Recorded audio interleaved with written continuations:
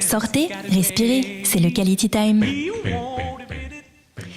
Eh bien, salut à tous, ravi de vous retrouver et surtout de vous présenter la troupe au complet. Alors là, on est vénard aujourd'hui, puisque c'est la pièce Miroir qui va bientôt être jouée pour la première fois à Tel Aviv.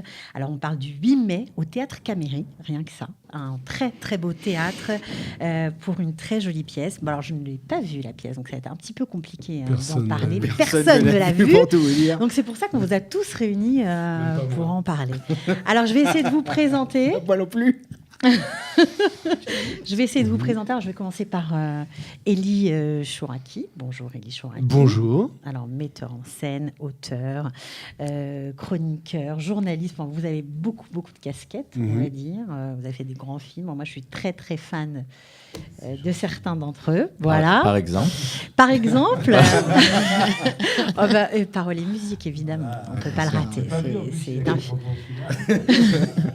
J'étais pas né. Et le Père Noël est une ordure. Voilà. Bon, alors vous l'aurez compris, Miroir, c'est une comédie hilarante, paraît-il. C'est ce qu'on dit. J'espère que c'est vrai. Pas que, Pas que, mais bon. Moi, je dirais pas que c'est une comédie hilarante du tout.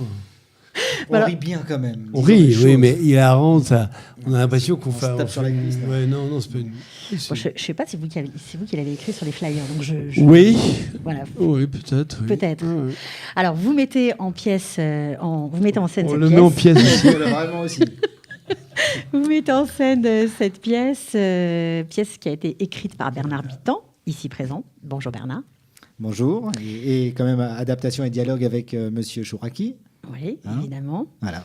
Alors, Miroir, on voit une très très belle affiche, une affiche qui a été faite, une œuvre originale de Yoël Benaroche, qui est peintre, entre autres casquettes, ici présent. Bonjour Yoël. Bonjour. Voilà, et puis bien sûr, de ce côté-là du plateau, eh bien, ce sont les comédiens. Judith Mergui, qu'on ne présente plus, humoriste, stand-upiste, comédienne, bref. Auteur aussi, évidemment, parce que vous écrivez tous vos spectacles. Et Marco Gaon. Alors peut-être que vous le connaissez un peu moins. Pourtant, il était en scène sur la pièce Le Prénom. Hein. Vous étiez déjà aux commandes tous les deux. Non, il était seul aux commandes. Non, je ne. C'est le patron, c'est le metteur en scène. Voilà. Dans le prénom. Oui, tu as fait une chose pareille, tu as sévi, tu as fait ça. Oui, je sais. Voilà. Alors, on peut savoir en quelques mots de quoi ça parle, Miroir. Bernard. Ouais, non, Élie, justement. C'est l'histoire de deux amis dont l'un a une galerie d'art et qui va vendre un tableau qui va lui permettre de sortir de tous ses problèmes. Et puis, par un geste maladroit, son meilleur ami va esquinter le tableau. En gros, ça, c'est le début. Et à partir de là, c'est une conversation qui va s'engager entre ces deux hommes et une jeune femme qui va les rejoindre, qui est la sœur d'un des deux.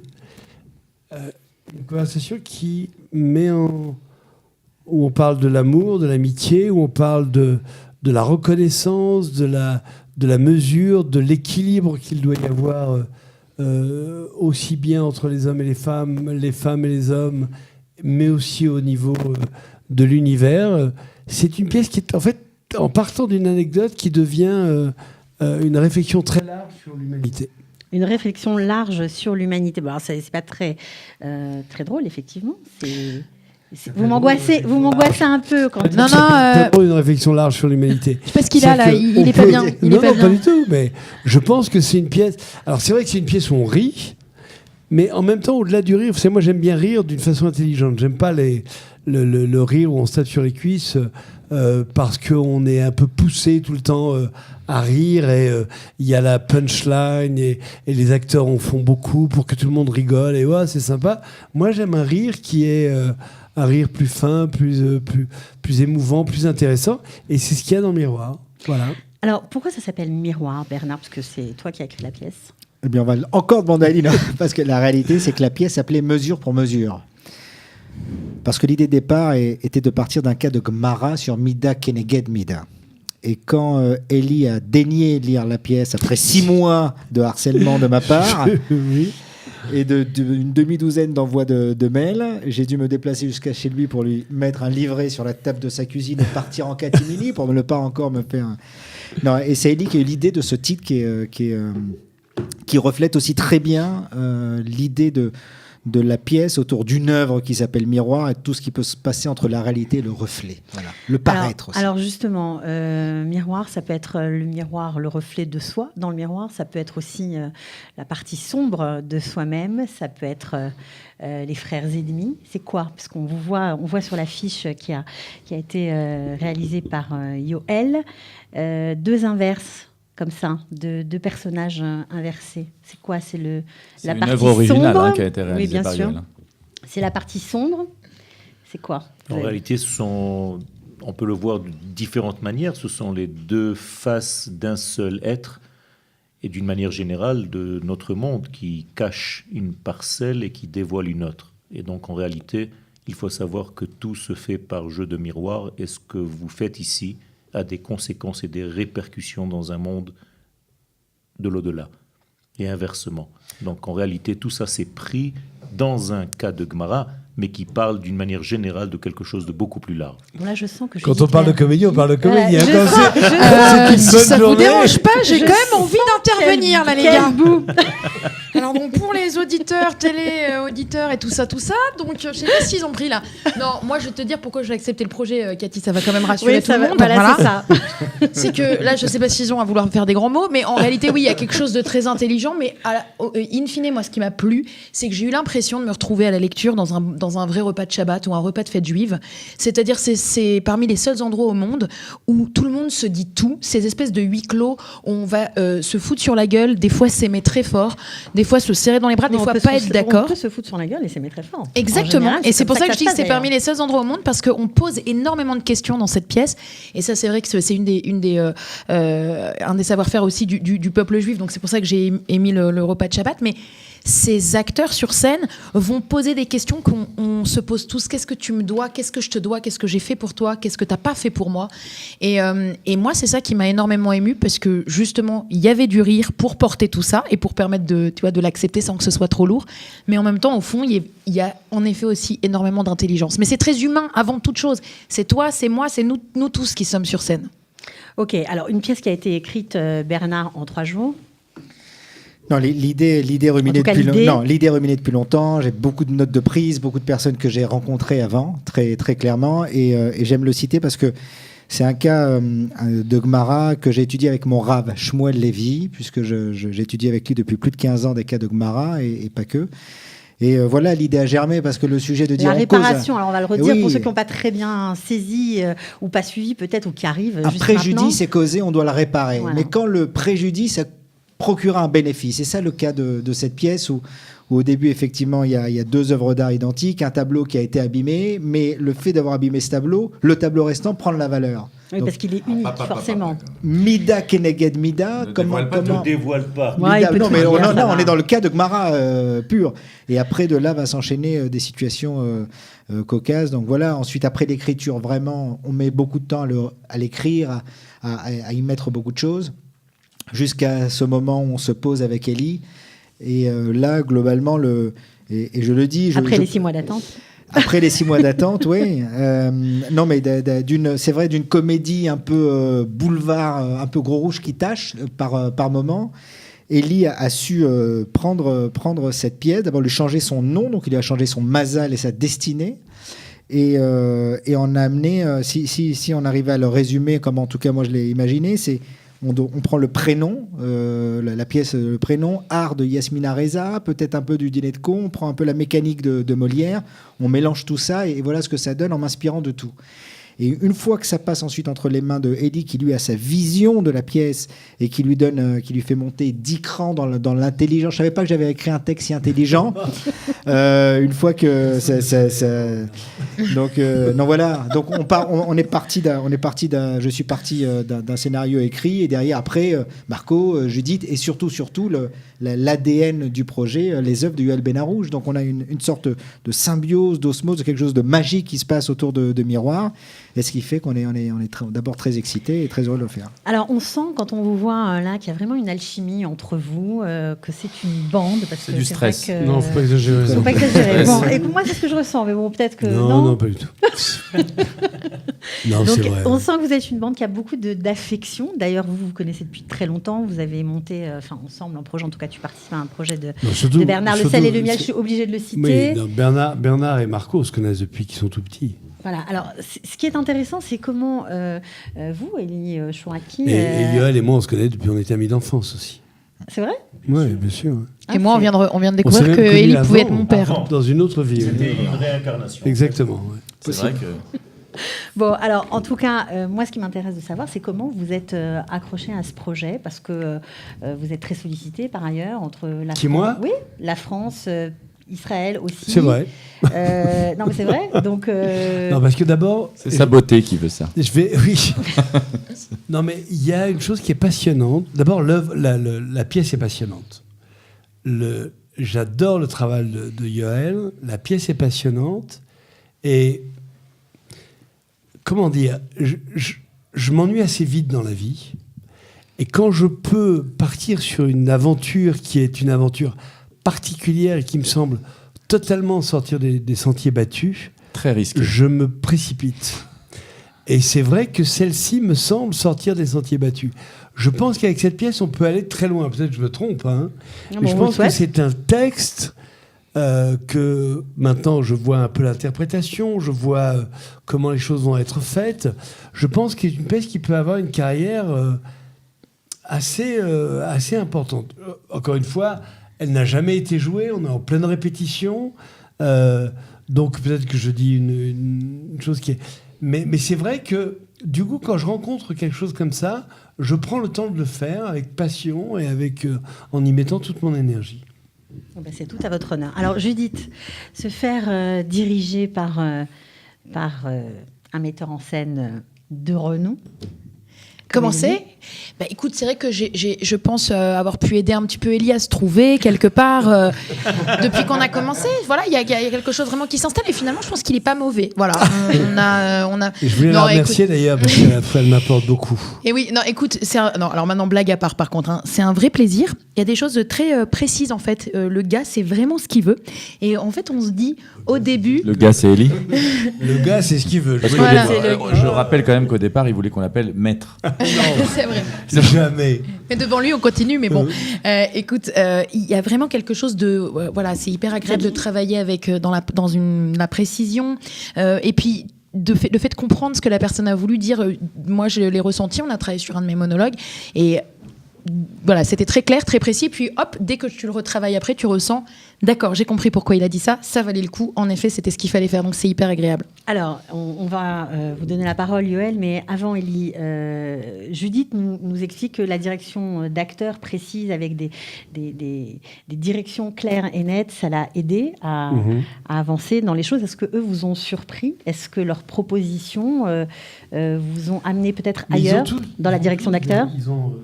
que ce soit Bernard, que ce soit Marco ou Judith, ou même les petits rôles qu'on a, ils ont tous des choses qui apportent, évidemment. Vous savez, c'est très compliqué de parler de direction d'acteur. Vous avez un texte devant vous, c'est comme au cinéma d'ailleurs, hein, c'est comme pour tout. Ou c'est comme... voilà, quand vous le lisez pour la première fois, vous travaillez dessus, et puis il y a des choses, des émotions qui viennent, vous ressentez des choses. Et c'est ces choses-là, en fait, que vous transmettez aux acteurs. Alors, le sous-titre de la pièce, c'est « Rien n'est plus fort que l'amitié ». Alors, c'est quoi ? C'est de l'amitié, de l'amour ? C'est les frères ennemis ? Alors, parce qu'on imagine que c'est... D'abord, on parlait d'alchimie et de magie dans cette équipe. Il y a aussi Jean-Louis et Nicolas Azoulay, qui sont les producteurs. Mais on va en ça veut parler, dire, là. ça veut dire qu'on s'est rencontrés tout de suite. L'alchimie s'est faite, tout s'est fait tout de suite. C'est-à-dire, moi, Yoel, j'avais pas vu depuis des dizaines d'années. C'est comme si j'avais quitté la veille. Jean-Louis, Nicole et Élie, quand ils se sont rencontrés, il y a une alchimie. Judith est rentrée dans le projet en 12 heures, globalement. Non, mais il y a quelque chose de magique qui s'est fait. Oui, et puis c'est vrai que monter aujourd'hui un spectacle, il faut forcément des fonds, il faut le financer. C'est assez courageux parce que les Français ne sont pas toujours au rendez-vous. Alors, on espère que pour vous, ce sera le cas. Mais c'est Bah là- vrai que ça coûte. C'est un investissement, c'est un risque, parce qu'en plus, vous jouez dans un théâtre très connu en Israël, un très beau théâtre, le théâtre Cameri. Alors, on redonne la date pour ceux qui nous écoutent. Le 8 mai, théâtre Cameri à Tel Aviv à partir de 20h. Juste pour ceux qui n'ont pas encore réservé, parce que les réservations sont ouvertes, mais je vous redonne le lien. rezalifestage.show. Vous pouvez prendre vos places. Il y a un numéro de téléphone. Il y a le numéro de téléphone sous la vidéo, mais bien sûr. Fessi, il en reste encore parce que c'est vrai que c'est absolument incroyable pour nous de commencer un projet comme ça et de voir un engouement tel avec des gens qui se ruent sur les Mais réservations. il y a une soif de C'est culture ma famille, française. hein. Il y a une soif de culture française, clairement. Quoi. Il y a une soif de culture française et puis je crois aussi qu'il y a un espèce de rendez-vous où finalement chacun, on a peut-être aussi fidélisé un public en Israël, parfois un public différent, parfois le même. Et du coup, j'ai l'impression qu'on met tous d'accord tout le monde avec « Ok, ce serait une bonne soirée ». Donc nous, en tout cas, on fera en sorte de ne pas décevoir, quoi. Alors Yoël, vous qui êtes peintre, en général, le peintre travaille dans l'intimité de son atelier. Voir vos toiles comme ça exposées, d'abord c'est l'affiche de la pièce et puis il va y avoir un vernissage pour les collectionneurs à la fin du spectacle. La scénographie est faite de vos œuvres. C'est quelque chose de tout à fait nouveau pour vous ? Complètement nouveau, et ça rejoint pour la première fois l'art et l'art, c'est-à-dire en hébreu, omanut et emunah. C'est-à-dire qu'il y a ici beaucoup d'éléments qui se greffent les uns aux autres. Comme vient de dire Judith, il y a ici des hommes et des femmes qui ont déjà fait un certain travail tout seuls, d'une manière séparée. Et là, d'un coup, il y a quelque chose qui réunifie en fait l'absolu avec quelque chose de très réel, de très humain, de très vivant, et une thérapie de groupe, en fait, presque une thérapie familiale. Alors, thérapie de groupe, vous me tendez la perche. Je crois qu'on va voir un petit extrait de vos répétitions, parce que là, on vous voit en studio très calme, avec de grandes phrases et plein de belles idées. Mais nous, on veut voir franchement du concret, comment ça match entre vous dans la vraie vie, quand vous êtes en plein travail. Je comprends que ce soit compliqué à comprendre pour quelqu'un comme toi. C'est pas une boutique de sac. C'est une galerie contemporaine, d'art contemporain, connard. Mais j'ai un cerveau, je réfléchis. Je suis devenu un expert en art contemporain. J'étais crevé. Mais je me suis réveillé sur la fin. Attends, c'était superphétique ton truc, la loi du talion. La loi du talion. Parce que je le vois déjà sur scène. Mais toi, tu étais mon premier ami. Alors pour te garder, j'ai rien dit. Patrick reprend la parole en disant « Et il m'a tué moi !» par rapport à la partie de poker. Et finalement, elle aurait pu terminer avec une vraie phrase, Amandine, d'humanisme. C'est une bonne journée. Ah, et on fait parler le public. Bien sûr, et les gens font... Et le public. Devant le miroir, je nous vois, je vois aussi mes choix, les étoiles. Alors Marco, je sais pas, il fait la tête. Ça l'a pas inspiré le petit passage. Je vous écoute, j'adore les gens. Si toi aussi tu t'y mets, ça va pas aller. Hein. On va pas croire Moi, je suis pas à la un comédie. spécialiste de la promotion. Mais par contre, c'est un acteur formidable. Et ça, pour moi, c'est une vraie découverte. Je suis hyper contente. Et ça, c'est sympa comme compliment. Oui, c'est très gentil. Si je vous demande un petit extrait, oui ou non ? Je connais pas mon texte, ça va être compliqué. Un extrait de quoi ? C'est-à-dire, de quoi parle-t-on ? C'est difficile. C'est difficile ? Ouais, c'est Ouais. difficile, oui. Bon, c'est parce que tout à l'heure, c'était Moi, pas je peux mal. faire, Tout à l'heure, Ouais, c'était, c'est on y difficile. était. Hein. Ouais, Moi, c'est j'aimerais bien compliqué. juste peut-être que tu nous dises une phrase, Ellie, parce que c'est ma phrase préférée dans le texte, qui dit qu'un collectionneur devrait uniquement acheter une œuvre parce qu'elle... C'est ma phrase. Je me souviens plus. Alors, c'est ta phrase. Alors à c'est toi, ta peut-être, phrase. Marco, dis-nous cette phrase. Alors, c'est la fin, mais je vais essayer de m'en souvenir. Faut parler bien près du Tu micro. devrais acheter une. Ah oui, Non. mais elle est Quelle belle, approche elle, sur chaque mois a son importance. Et Un- c'est un vrai que là, collectionneur, oui, c'est pour ça que je veux pas faire de bêtises. Vas-y. Un collectionneur devrait être excité. C'est pas exactement ce mot malheureusement. Tous les matins, en regardant une œuvre accrochée à son mur, qu'il le met en joie et qu'il aime. qui le met en simplement. joie, oui. Voilà, c'est ça. Voilà, c'était ça. Contrairement à ça, en fait, toute l'idée, c'est de dire que il y a des gens qui achètent des œuvres parce qu'ils se disent qu'ils vont faire un bénéfice sur ces œuvres, qui vont gagner de l'argent avec ça. Et puis il y a des gens qui Ou primé. aiment, voilà aussi, oui, il y a des gens qui aiment la peinture comme toutes les autres œuvres, mais surtout la peinture, parce qu'on l'a en permanence en face de soi, chez soi, uniquement pour le plaisir de regarder ce qu'il y a sur... Je disais ça tout à l'heure. Alors, il a les Yoël, yeux parce qui que brillent, Yoël. Yoël m'a très gentiment fait une de ses œuvres. Et c'est vrai que tout à l'heure, je l'ai vu, parce qu'ils l'ont encadré, ils ont été merveilleux. Et ça m'a touché de voir cette œuvre, parce que je me suis dit, voilà, c'est comme de rencontrer quelqu'un avec qui on va vivre. C'est pas juste comme ça... dire, vous voyez, j'ai un Benaro sur mon mur, c'est merveilleux. Non, c'est vraiment avoir quelqu'un, quelque chose avec qui chaque jour on va partager un moment dans la façon dont on la regarde, dans ce qu'elle veut vous apporter d'apaisement, de plaisir, voilà. Je trouve que acheter une œuvre, c'est très important. Alors vous faites bien de parler d'œuvres, voilà, puisque on le répète en tout cas que Nicole et Jean-Louis Azoulay sont les coproducteurs du spectacle avec Eden Fine Galerie Regard 7. Oui, ils sont tout à fait merveilleux en plus. Ouais, bon, bah, apparemment tout le monde est d'accord. Non, c'est vrai, même si Jean-Louis ne sait pas très bien conduire, mais sinon vraiment. J'ai eu la chance d'avoir pendant 25 années la chance de travailler avec Jean-Louis et Nicole.